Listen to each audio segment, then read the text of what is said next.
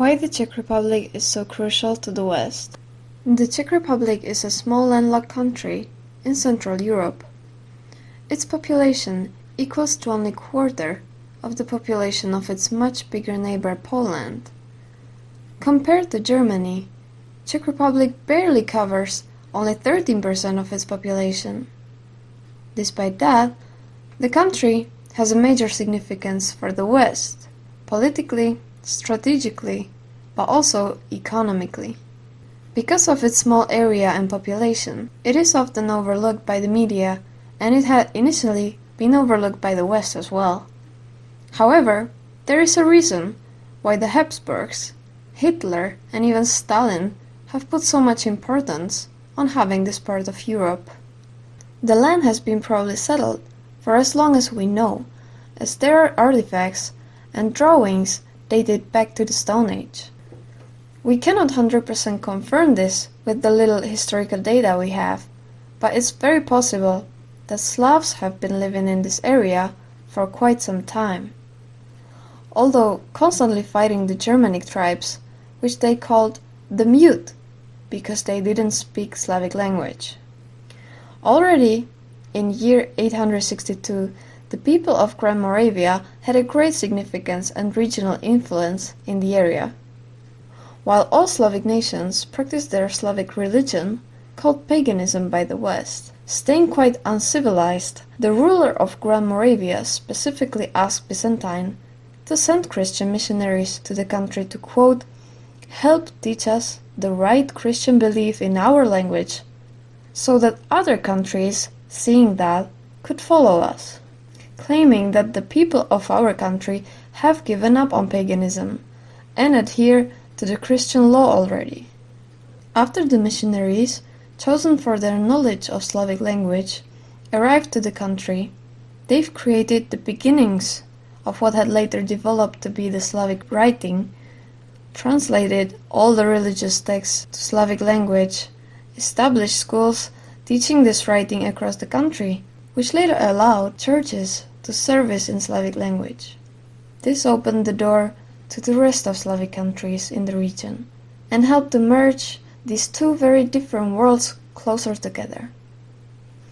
Christianity started spreading across the area of what is now Poland, Russian Kaliningrad area, Slovakia, Slovenia, and Croatia, merging with Orthodox Christianity in Ukraine, which acted as a center in their region.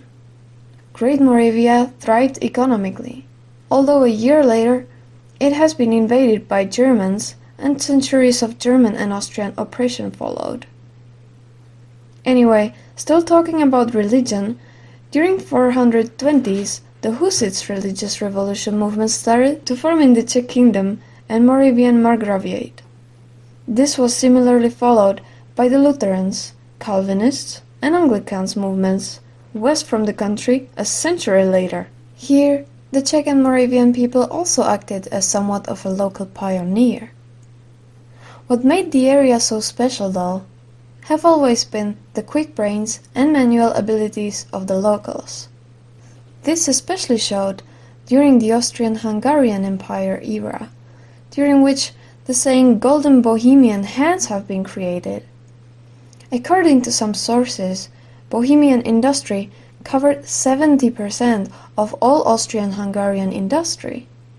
For imagination, it means that 13% of its population did 70% of the industry, most of which were quite high-end products like cars, weapons, electric devices, glass, porcelain, and heavier machinery, but also very regular things like sugar, paper, steel, textile, or traditional Czech beer. Not many people realize how huge asset this was during the World Wars. During the World War I, Czechs produced and funded a huge chunk of equipment for the army of the Central Powers. However, actions behind the scene were already taking place, setting up the conditions and funding another army for the future Republic of Czechoslovakia. The first Czechoslovak Republic after the World War I happened to be one of the most democratic, industrial, and also surprisingly very rich country at its time, being besties with the US, who helped to create the state. The stats from 1930s show that over 300 people in Czechoslovakia earned more than 1,000,000 crowns, which means incredibly huge money at that time. There were also cities, and I am not talking about Prague, which produced bigger GDP than certain European countries. Such gorgeous industrial production was of course a tasty meal for Hitler when starting the World War II. The only obstacle was the highly innovative massive Czechoslovak war equipment and the speed in which the country was able to produce their weapons. After the long-time fighting experience with Germans, Czechoslovakia has also built a highly innovative defensive system alongside the German border.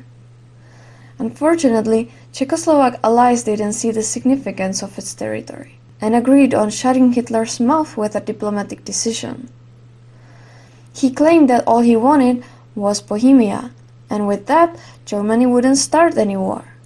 That's how the Allies betrayed Czechoslovakia, promising that if Czechs fight for their territory, they're in it on their own. After peacefully giving all of the war equipment and systems developed to defend the country to Germans, with the area, Hitler not only received the weaponry to fight with, but also the high-end technologies, know-how, and the huge industrial capacities to produce them in a large scale. A single one of the Czech factories, Škoda in Pilsen, at one point produced 30% of all German army shipments. Stalin has also seen the same potential in Czechoslovakia, which formed again after the World War II. The West still hasn't recognized the magnitude of Czech industry and science at that time, and diplomatically agreed on leaving the country, which was freed already on 8th of May, to be artificially freed again by the Soviets on 9th of May, and later fall under the Soviet influence. As Czechoslovakia refused the Marshall Plan, accepted centrally planned economy, and restructuralizations, it caused a decline in its glorious industry. Despite being one of the richest countries in Eastern Bloc, producing one of the top armies at that time, it was clear after the revolution that the Czechoslovak companies are unable to fight Western competitors and effectiveness when it comes to final products. Still, the Czech Republic remains the manufacturer of Europe, driving German industry with its production of automotive parts and machinery.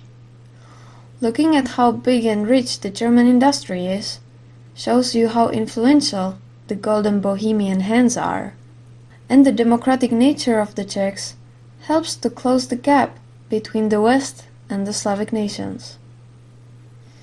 Thanks to the cultural closeness and high productivity, Western companies often choose Prague as their central hub for the Czech Republic, Poland, Slovakia, Hungary, and often even Ukraine or Slovenia, despite some of these countries being much bigger in population and by power. The thing is that Western countries understand Czechs and can efficiently work with them, while the Czechs understand the nations to their east and can also efficiently work with them. Without the Czechs, it would be much harder to reach other Slavic countries in the region with Western ideology and choose the right marketing for their products. Back in 863, in 2022 still, the Czech Republic forms a bridge between the West and the East. Coming from both German and Slavic ancestors, Czechs are able to transfer ideologies, technologies, and marketing practices and stabilize the Central Europe region they are in.